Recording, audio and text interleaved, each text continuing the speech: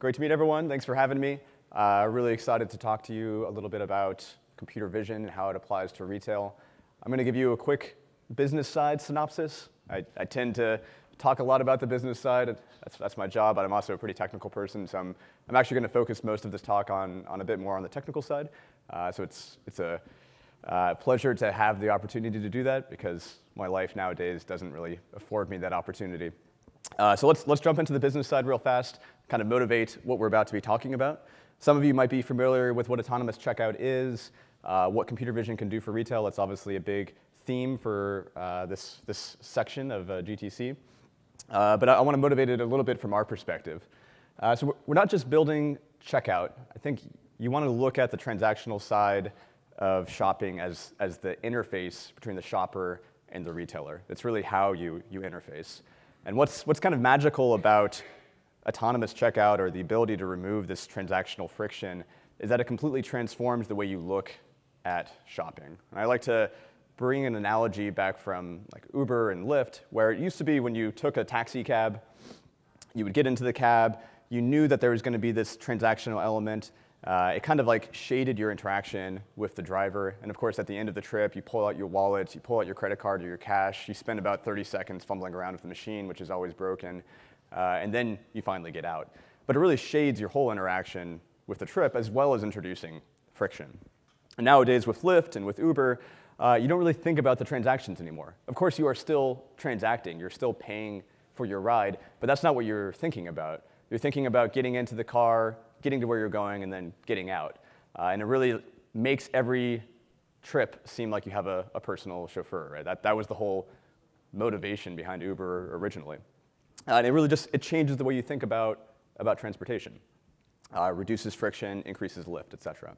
And I think something similar is going to be happening with retail, where once we have autonomous checkout, once we completely remove the friction of paying, when you can really walk into a store, any store in the world, grab something and walk out without even having to think about the fact that a transaction is happening, I think it completely changes what retail is. It changes how you view retail. In some situations, I think it's going to make stores seem more like your personal pantry. Like as an example, I live on top of a grocery store. In fact, as a freak of nature, the last 3 places I've lived in my life have been on top of grocery stores, literally on top of them.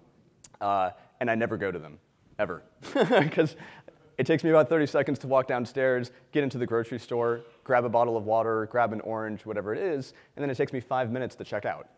So the temporal cost economics for me just don't make sense. I'm never going to do that. Whereas if I could literally walk downstairs 30 seconds to get that orange, and then I'm eating it, and I'm on my way to work, yeah, I'll do that every single day. And I think one of the places where you're going to see this lift in sales is going to be in urban centers, where you're walking by a store, you grab something, you keep walking, and it's that simple. The transactional cost is reduced so much that you don't even think about it as shopping anymore. You think about stores as your personal pantries, and it's great that they're everywhere, because my pantry is now distributed. So I don't need to be close to home. I don't need to worry about spending time. I'm just living my life and enjoying all the benefits of this amazing distributed last mile distribution center, which is the $25 trillion retail industry. So I think that's what's really exciting to me, is the way that we change the way that we look at shopping and retail.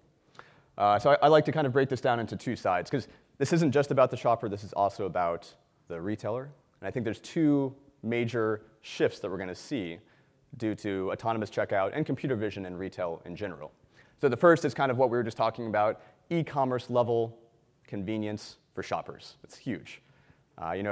Retail is $25 trillion. 90% of that is still in physical stores. We like to talk about the retail apocalypse, but that is drastically overstated, obviously.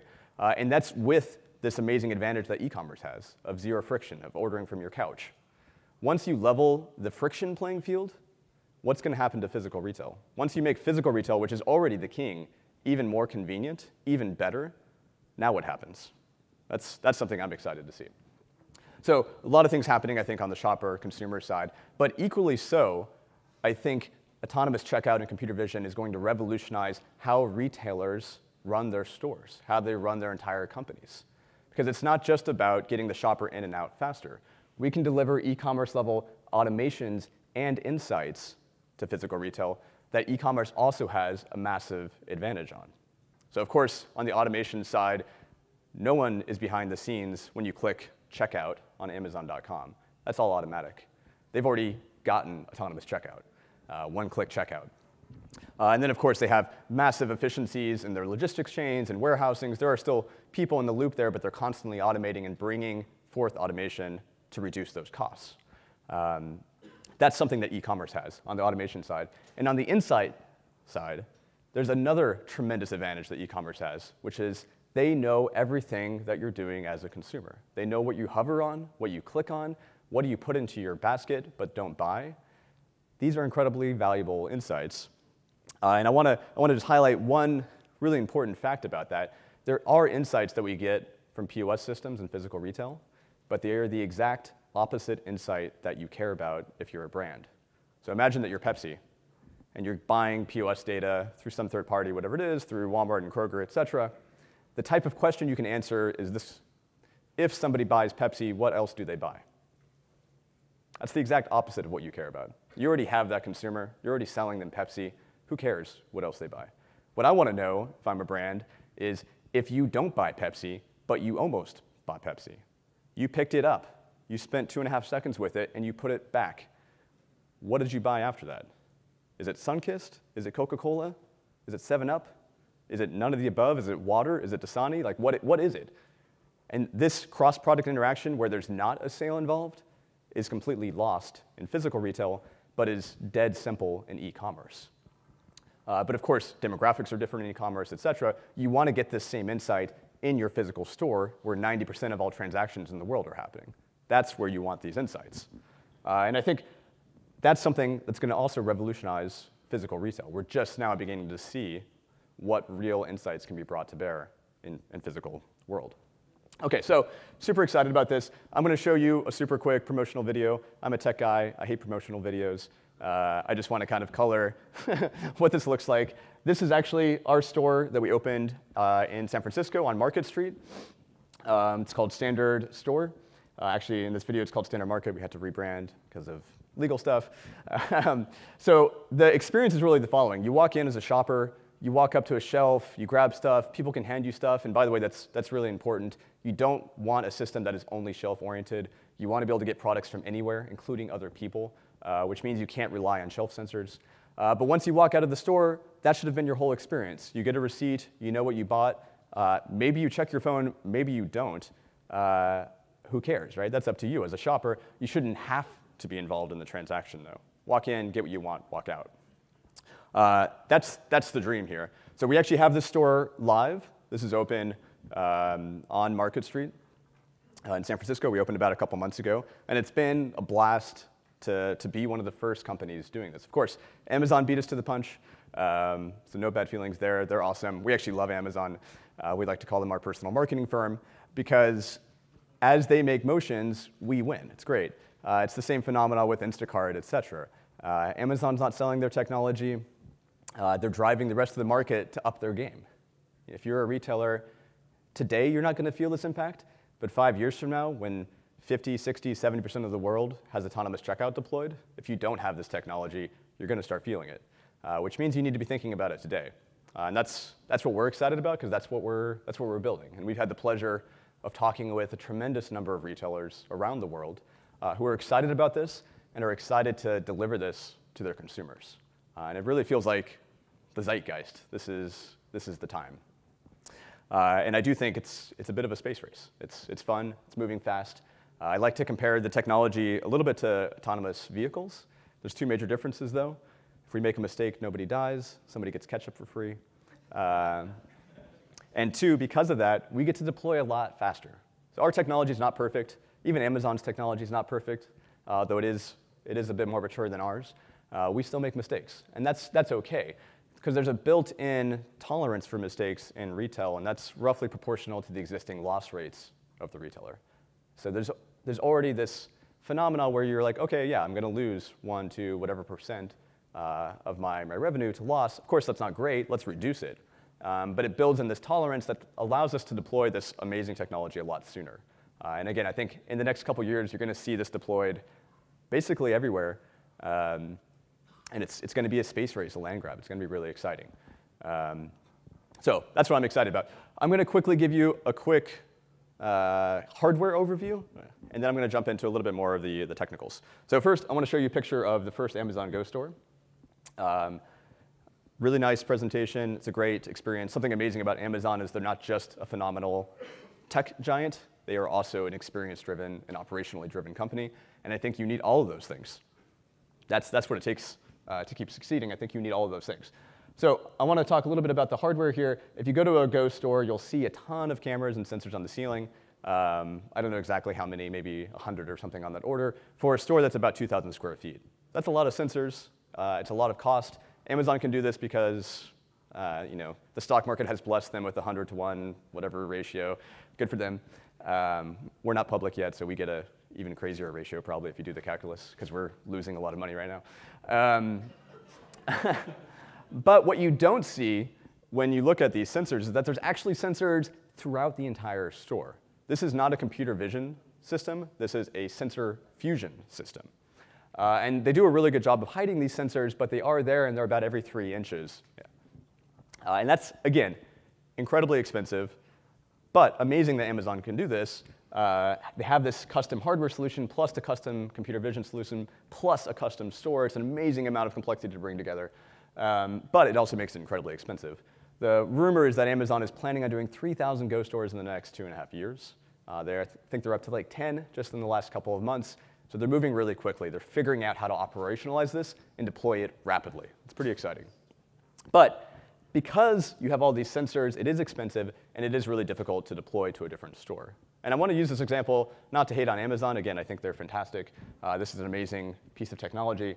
I actually want to draw it to your attention because there are other providers in this space working on similar approaches. And my general feeling is that the shelf-based approach is not what's going to deploy this to 1 million stores around the world in the next 5 years. I think this could get you to a few thousand stores, but the costs are going to consume you over the next few years. I think if you can do something simpler, then you have the real possibility of deploying this to every single store in the world and make it economically viable. So I want to compare and contrast with our store. Not as pretty. We're not retailers. Actually, we didn't have a single retail person in our company until about 8 months ago. I'd like to say we started as a computer vision company, we're becoming a retail company, and then we're becoming an operational company, because there's a ton of operations. OK, so this is our store. It's actually about the same size as Standard Market. It's about 2,000 square feet. But the major difference is that these are all the sensors in the store. There's 27 cameras, and they are just cameras. So off the shelf, RGB. These aren't depth sensors. These aren't expensive. These aren't 16K, whatever. This is completely vanilla, regular computer vision cameras, super cheap, and they get the job done. So what's cool about this is 2 things. One, I'm a tech person. If you want to do it this way, this is really hard. It's kind of, if you're in the autonomous vehicle world a little bit, people have this argument, do you need LiDAR? Can you do everything with vision? You probably need LiDAR. I don't know. Do you need LiDAR for a store, though? I think no. Do you need sensors in the shelves? I think no. And of course, those things make it much easier. Of course, it makes it easier if you have a sensor right over the product so you can see when it comes out. But you're basically turning your store into a vending machine, which it works, but it's going to limit some of the types of experiences you have, and it's going to increase the cost and complexity. What's amazing about doing overhead cameras and just a few overhead cameras is that the cost is drastically lower. And if you can get this thing to work, which is hard, suddenly you can deploy this to basically the entire world. That's how the cost economics work. And our system actually is still expensive. It's not because of the cameras. It's actually because of NVIDIA. I love NVIDIA, too. We use a lot of GPUs right now, and they are pretty expensive. But something that's amazing about NVIDIA is they are driving down the flops cost dramatically. So every year, we're on the super Moore's law, where the cost of 1 trillion floating point operations per second is rapidly diminishing. So while there is a bit of a hardware cost to our system, that cost is coming down drastically thanks to NVIDIA. So we love NVIDIA as well. OK, so this is the hardware layout of our system. Again, about 2,000 square feet, 27 cameras, no other sensors, no RFID, no depth sensors. And something else I think is important about the physical experience for a shopper is there are no gates. So there's no turnstile. If you go to a Go store, You have to badge in, you take out your phone, you get a QR code, you badge in, you kind of hurdled into the store. And that is for Amazon's sake, it's not for your sake. It reduces the complexity of the problem if you can associate a person to a phone immediately as they enter the store and corral them through a linear flow. Drastically reduces the complexity of the system. But ultimately, what you want as a shopper is you walk in, you grab something, you walk out. You don't even think about your phone. So we're not there yet either. We still have to take the phone out on our side. But in our experience, you can do this anywhere inside of the store at any time. So it's not corralled by the gating, which is better for the consumer. And it's better for the retailer, too, because if you're going to put this into 1 million stores, you don't have the luxury of remodeling every single one of those stores. I'm not going to figure out how to modify, if I'm 7-Eleven, for example, 30,000 7-Elevens to put gates in front of the store.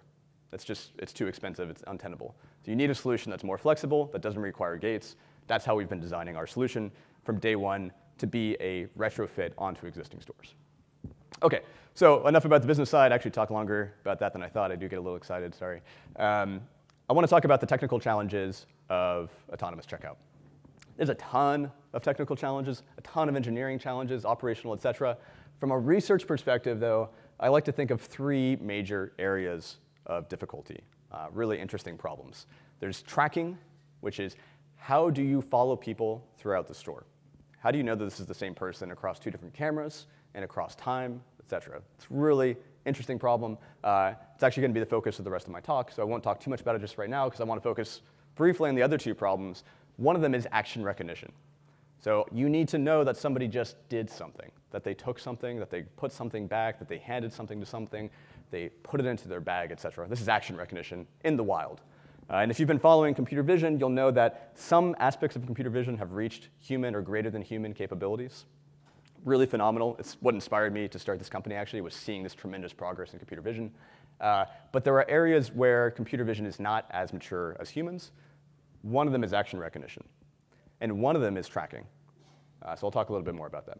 The last one is, of course, if I'm following someone through the store and I've correctly identified that they've taken something, I have to answer this really important question, which is, what did they take?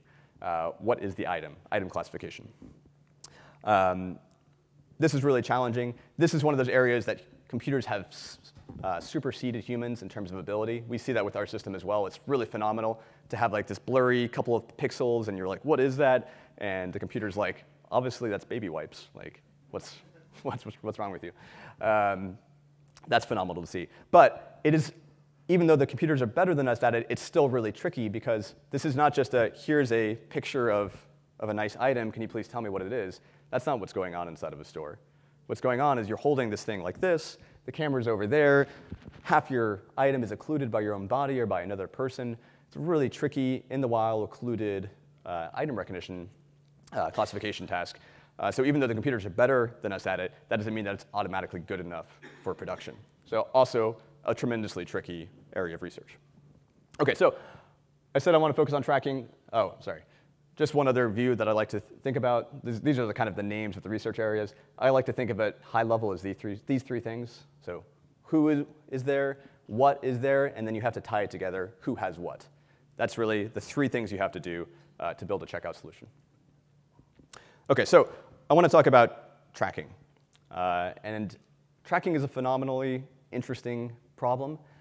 It's an area, I think, underserved in the computer vision literature. People do work on it, but it's I think, drastically underserved, and it is not a solved problem. And I want to talk a little bit about humans who are really good trackers. Like I'm sitting up here, and I don't know, there's 100 people in this room right now, and I see every one of you. If one of you is moving throughout the audience, I know it's the same person, and I don't know who you people are. I'm not using facial recognition. I'm just like tracking everything that's going on. And of course, animals are phenomenal trackers. That's the basis of hunting and evasion. I really think, and just so FYI, I've been working on tracking a lot. This is one area where I'm an individual contributor at the company. So this is a bit of hammer and a nail situation. But I think tracking is one of the original inspirations for intelligence in evolution. You really have to solve all these incredibly difficult intellectual challenges in order to be an amazing tracker in the wild. So you need to be able to follow things at a distance. You need to be able to associate things over time and space. And you need to be able to have multiple hypotheses that you're tracking, because things come in and out of existence. But it's still there. You just can't see it. So you need to be having these object persistence models, and it has to be a branching object persistence model because where that rabbit went when it went down the hole could be in different places. So you have to keep track of multiple possibilities simultaneously. It's really challenging. And animals do this just natively. We just do it. So computer vision is not a state-of-the-art tracker if you compare it to humans or animals. Really interesting work. I want to talk, sorry. Before I go into the details, I probably should have done this earlier, sorry. Since this is kind of like a technical talk, I'll tell you a little bit about who's working on this. We're Standard Cognition. We're about 70 people right now. We don't all work on tracking. These are the main contributors at the moment: Carl Obermara, Carl Dorman, Warren Green, Juan Lacheres, Dave Altman, and myself. OK, so now let's get back into it. Sorry. Tracking. So what's hard about this? First of all, if you look at tracking in the literature, they're kind of toy problems. What we're doing is drastically more difficult. It's dense, multi-object tracking in the wild. When people say in the wild, that means it's not constrained. It's just like, here you are. This is a real situation. It's not staged. It's dense. People are constantly occluding each other. And there's tons of objects that you're tracking, which are people in these situations. It's multi-view. So a lot of the tracking literature focuses on a single perspective. That's great. But of course, to cover a store, you need many cameras. And those cameras have to agree on who's who. Really challenging. So you have tons of occlusion. It has to run in real time. If you look at state-of-the-art trackers, they do not run in real time, and they're not good enough. So that's challenging. And then a couple of things that are more from a business perspective. You can't use facial recognition. It's really enticing. Like, oh, I lost track of this person, but I know that I have some facial embedding, so I can re-identify them when they're over at this other shelf. We can't do that. In some jurisdictions, in some cultures, I think that would be OK. But ultimately, we're trying to build a technology that lets you deploy this to the entire world. And that's not OK for the entire world. There's places where that's just not going to work. We need to target the highest requirement, which is privacy abiding, no facial recognition. Of course, off the shelf, cheap hardware. We're not building anything custom. It's hard enough to do a computer vision company. If you're also doing a custom hardware company simultaneously, you will not succeed unless you're Amazon, which is what they did. So good for them. And this is the most challenging part of all of this. Tracking has to basically be 100% accurate. So we were talking about loss, and you can tolerate a little bit of inaccuracy. You pick up blueberry Nutrigrain, but it was actually raspberry Nutrigrain. Like, fine, that's OK. If you make a tracking mistake and you swap two people, you have messed up two entire carts. That's probably your loss ratio for the whole day right there with just two customers. So you can't make a tracking mistake. And of course, it's a horrible experience for the consumer. It's awful for the retailer. It's awful for us. You can't abide a tracking mistake. And tracking in the literature, again, is not 100% accurate. So this is really, really hard. How do we get this? How do we do this? That's a little bit about what I'm going to talk about. Really hard. OK, so I want to show you what this kind of looks like. This is video from our store. Again, no privacy issues, because these are all standard Cognition employees. We call ourselves cogs, a bunch of cogs. So this is one camera perspective. Again, there's multiple camera perspectives. But this is what a dense day would look like. And by the way, tracking is hard. We haven't launched the state-of-the-art tracker that we're about to show you today into our store. So we're actually still limiting the number of shoppers we have because tracking has been a limitation. OK, so pretty high density, people moving around, et cetera. And of course, it's not just one camera you care about. It's dozens of cameras. So here's two perspectives, actually, from different perspectives, contemporaneous in time. And you need to be tracking people and associating them correctly across all perspectives simultaneously. It's really hard. It's really hard. OK, sorry, I just want to stress that a lot. Excuse me. OK, so how do we do this? I'll break down a little bit of the pieces, and then I'm actually going to go a bit more into our general approach to how we do research at Standard. So there's two major phases or aspects of a good tracker. There's one, which is NVIDIA's world, excuse me, which we call feature extraction, or detections. So you're looking at a video, for example, this. I want to know where the people are. I want to know where their feet are, where their hands are, for example. So people detection is one way you can do this. We use something that is called human pose estimation, as well as a lot of other different aspects of feature extraction. But that's really when you're taking the raw video you're pushing it onto the GPU, you're doing some deep learning, and out come these amazing features. They don't track for you, but they give you these great features, which is like, here's a person, here's a person. So that's a hard problem, but that's actually where most of the maturity in the literature comes from in the industry, is feature extraction. But the hard part about tracking is what's called association. What that means is, from frame to frame, as time advances, you need to know that this person is the same as this person. That Joe is Joe is Joe is Joe, person 6 is person 6 is person 6 is person 6. So just because you know that you have a person detected in one frame and a person detected in the next frame, that doesn't immediately tell you that those are the same person. So that's what we call temporal association. So as time advances, you need to be associating these people together. But there's also something called spatial association, which is, again, across these different camera perspectives. As you change space, how do you associate that this person detection is the same as this person detection from a completely different camera perspective? And how do you do that without looking at their face? Because that's what I would probably be doing if I was behind the camera.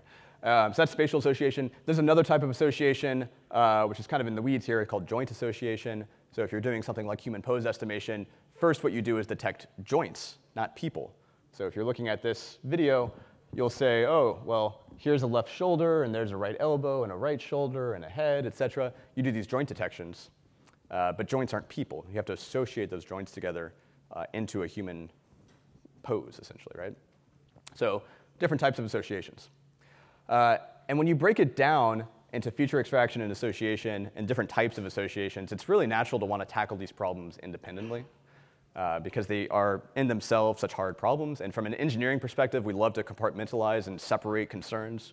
But in the real world, unfortunately, that's not always the best thing to do. If you think about how a human does tracking, it's not like we're doing these one step at a time. Everything is like flowing together in our brains. Who knows how it's working, but it seems like it's doing a lot of stuff. So you don't necessarily want to isolate these systems. You can, but you don't necessarily want to. I'm not going to give away too much of the golden goose, I'll just say that, right? OK, let's see. So I want to talk a little bit about our general approach. So I'm going to take a bit of a higher level to how we do research at Standard. These are kind of the steps that we like to take, and I'm going to apply this to our tracking research and kind of give you a quick overview. The most important thing starts at the top. Figure out your metric.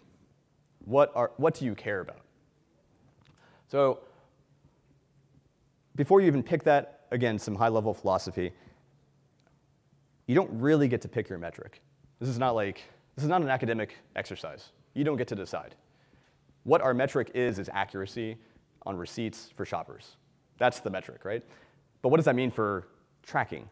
It's not really clear. We have to pick some other metric for tracking, but you have to divine what that metric is, so that when you solve that metric, when you optimize that metric, it's going to have the best possible impact for people's receipts. That's really hard. You don't get to pick your metric. You have to determine it. That's a research project into itself. What is the metric? Another kind of really tricky thing is, whatever your metric is, if you're in this complex system, you need to be aware of the fact that it's leaky. And what I mean by that is, just because you've optimized your metric doesn't mean your whole system improves. And we see this all the time. Just because you've built a better tracker doesn't mean you get better receipts at the end of the day.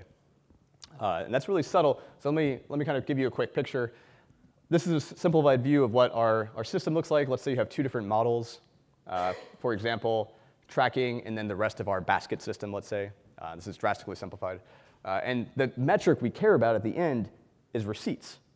But you can't optimize the tracker based on receipt accuracy because it's firewalled by the basket system. So what do? You have to have an intermediate metric.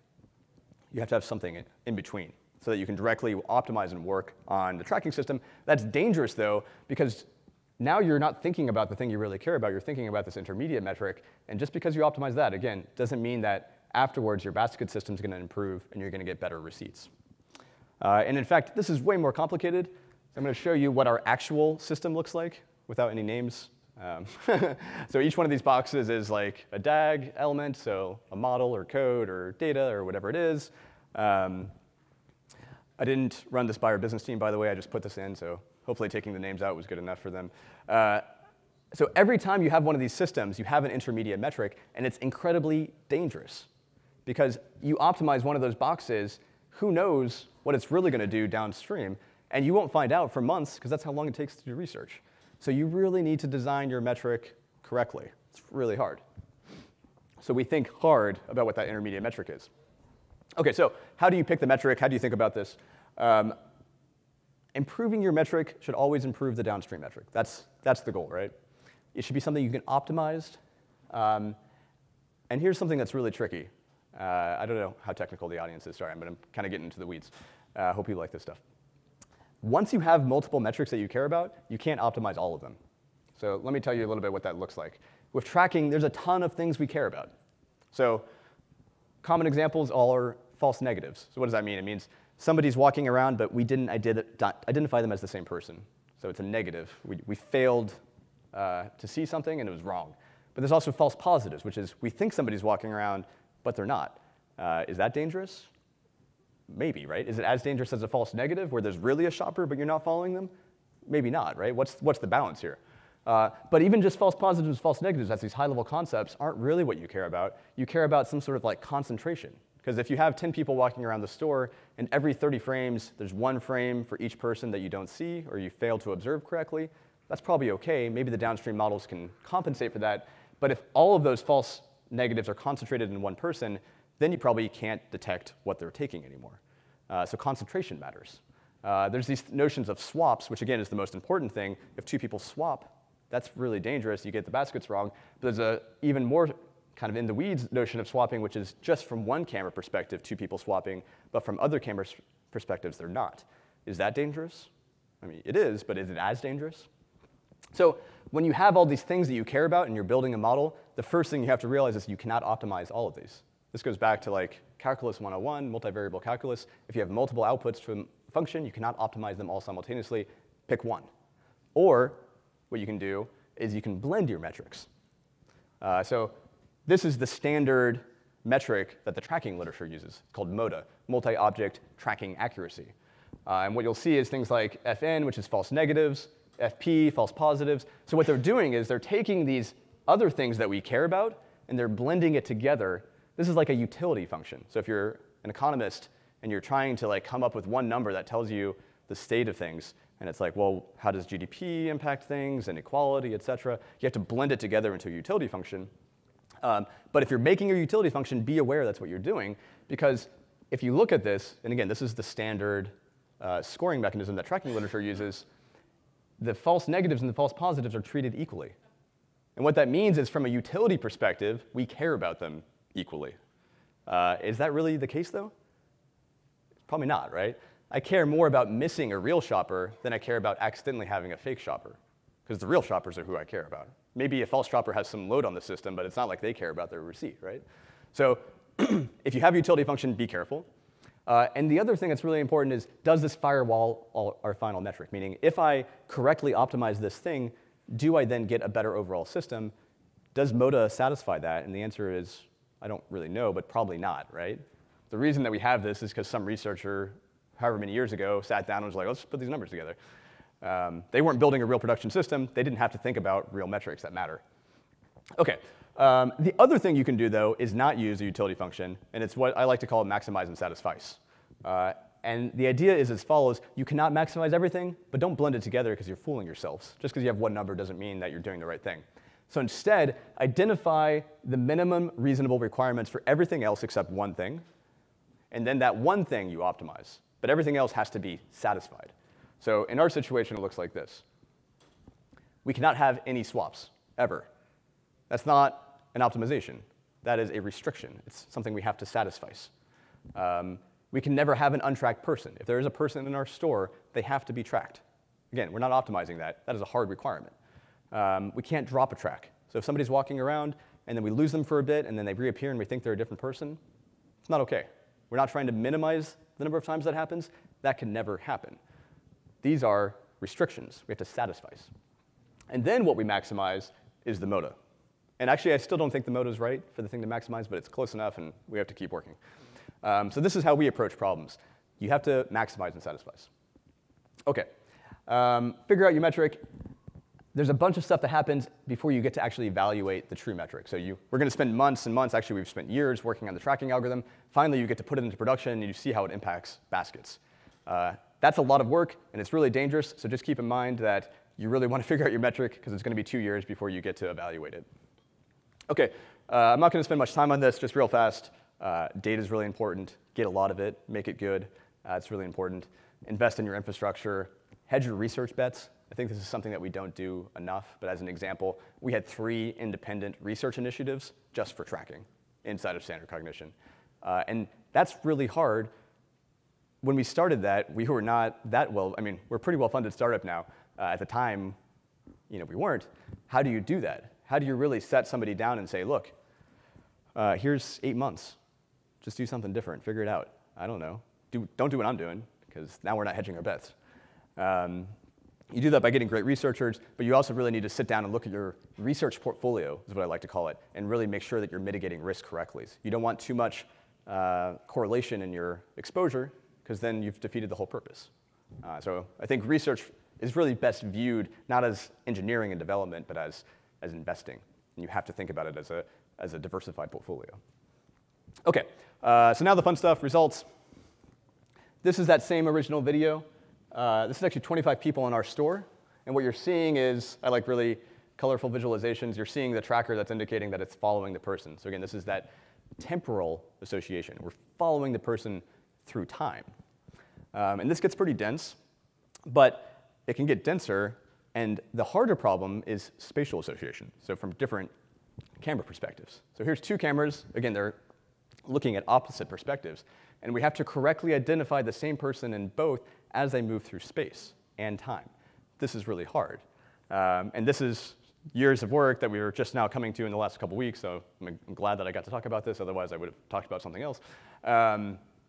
This is our new tracker running on real data that it's never seen before. So this is all holdout data. And there's a ton of hard things that pop up here, so I can't talk about all of them, but you'll notice like in the top left, there's a ton of occlusion. You can't even see all those people. We still have to track them. In the top right, there's a ton of occlusion. And the density kind of waxes and wanes. So I'd like to talk a little bit about the different types of density. One of them is like regular shopping. The next level up is like lunch rush. Lunch rush at a Japanese convenience store. We have Japanese partners and American partners, but lunch rush at a Japanese convenience store is kind of like this. Look at the top right there. That's really nuts. There's one level, I think, above this, which is like Black Friday at Walmart or something. Not quite there, but I think we're getting there, actually. And there's one level above that even, which we're not even trying to tackle right now, but that would be like metro, like rush hour in a Tokyo station or something, right? Like you're shoulder to shoulder. That's a really hard problem. But I'm really happy with this, because this unlocks probably 90% of retail across the world in terms of density. And again, this isn't quite in production yet. We're just now wrapping up, but we're going to be letting more people into our store to really test this in the wild, which is super exciting. OK, so usually what happens when you evaluate your true metric is that it turns out that you messed up and everything is busted and you have to start all over again because you didn't firewall correctly. That's happened to us a lot. Luckily, it didn't happen with this. We put it through its paces and everything got better, and we're like, oh, sweet, great. So you get to move on to the last step, which is called productionization. So now you need to take this algorithm, which is like super janky and was made by researchers who hate productionizing things, like me, and then you have to turn it into something that's bulletproof, can run all the time, never fall over, and it has to be fast. So problem. We made this amazing algorithm. We didn't care about speed. I always tell my researchers, focus on accuracy, not speed. We'll figure out speed later. This is an n squared, p squared complexity. So it's like quadratic almost in terms of cameras and number of people. That's nuts. If you're a computer scientist and you see that, you'd be like, no, start over. It's not great. So this runs at like half a frame per second. So what do? Do you modify the algorithm? Do you go back to the drawing board and figure out a way to do this that's more computationally simple? No, don't do that. Research is really hard. And it was really hard to make this algorithm work because, wow, holy shit. Last thing I want to do is do another algorithmic development, another 2 years of work. So let's not do that. Let's rewrite the algorithm in Rust. Excuse me. And the philosophy here is if I can get 100x speed up in the exact same algorithm by just using a more performant language, well, that gets me to where I need to be. This algorithm needs to run at 30 frames per second. We were saying it's running at half a frame per second, so we'll be running at like 50 FPS, well above our threshold. Great. So let's just take thousands of lines of research code and port it to Rust. No problem, right? So I'm running out of time. I'll spend 30 seconds on this last piece, which is really fascinating, actually. I love porting projects. Rust is cool. We're using it for our critical infrastructure in terms of this distributed DAG. And there's lots of reasons why not to use it. So I'll just talk briefly about how we did the port, which is, I've done a lot of ports in my life, by the way. I love porting stuff. It's awful work. Always want to have a good test harness. Restarted in Python, which sucks. Python sucks. I hate Python. So what you want to do first is recognize that Python and Rust have completely different memory management systems.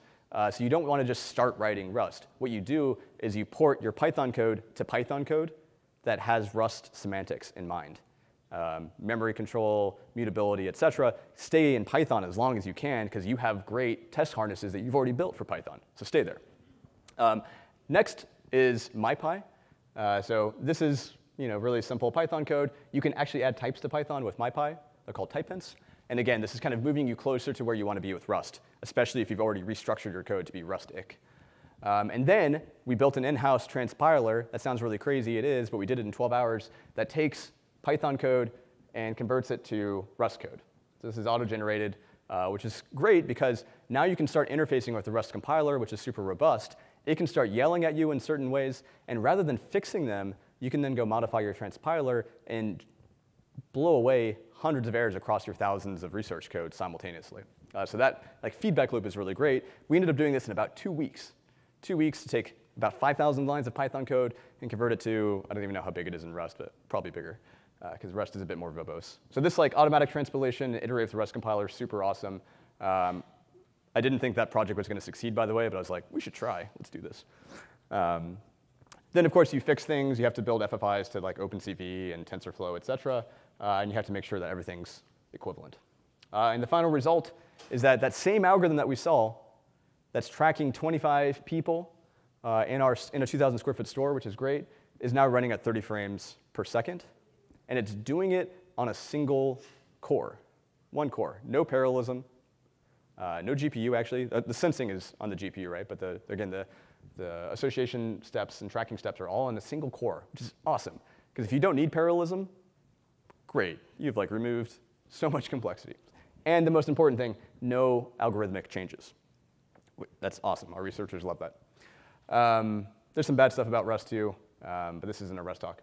So there's a ton of really interesting problems. I'll sign off there. And of course, if you're interested in this type of stuff, shoot me a message, jordan@standard.ai. We love talking to researchers and engineers. If you want to work on it with us, that's awesome. If you just want to talk about it, that's cool. But there's a lot of interesting work, and we'd love to talk. So thank you.